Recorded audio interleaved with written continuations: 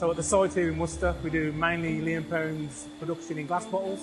70-80% of what we do is Leeperins, so quite a lot of volume. And also we'll produce around about 43 million bottles a year.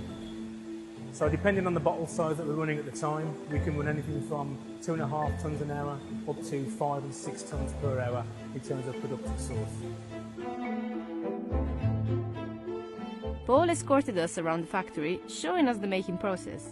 We started in the basement, where hundreds of barrels sit quietly maturing the Worcestershire sauce ingredients, just like it did over 100 years ago. Paul starts by showing us one of the 3 main ingredients that go into Leeperins sauce: whole red onions.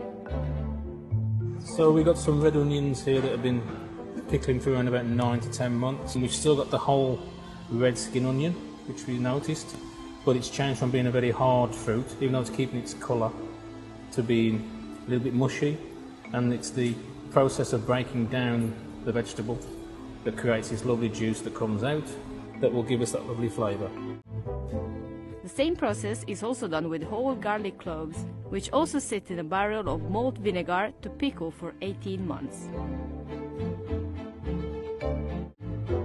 But one of the most interesting ingredients sitting in these barrels are anchovies, and there are lots of them.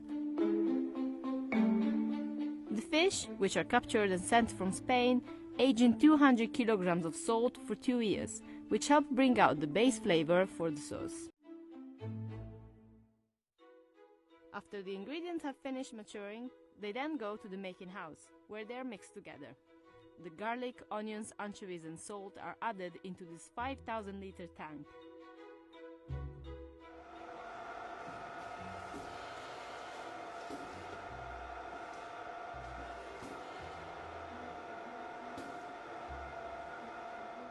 It then goes to the maturation storage area, where the ingredients are transferred and held in a larger 30,000-liter tank for a minimum of 6 weeks, adding more ingredients, including their secret spices, further enhancing the natural. Jadi boleh kita simpulkan bahawa pembuatan Budu England ni adalah satu accident, kerana lot tadi tu dia dah try tapi rasa dia teruk kan, rasa dia teruk, so dia belah terus.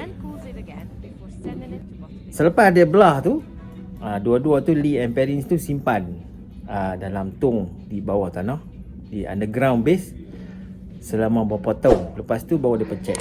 Dan itulah jadi sejarah dia sos Leeperins tu.